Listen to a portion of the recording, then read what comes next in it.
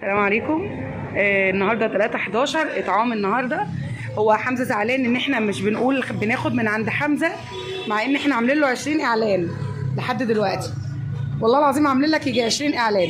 بصوا يا جماعه، ده محل حمزه ما شاء الله عليه بجد، بيعمل معانا خصومات حلوه، مش حلوه قوي، معوج علينا الايام ديت بس مش مشكله يعني. محل حمزه اهو بيوصل لاي مكان. المهم اطعامنا النهارده ما شاء الله، الله اكبر اللهم بارك، 40 طبق بانيه ومكرونه.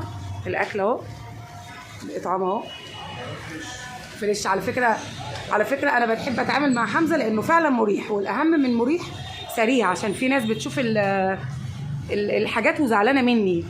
الناس اللي في السوق هنا زعلانين مني ان انا بتعامل مع حمزه بتصل بيه، حمزه نص ساعه ونازله بينقذني بصراحه، قبل ما الناس تيجي بيكون هو خلص الحاجه اهو. ما شاء الله، ربنا يا رب يرزقه ورزقا وفيا.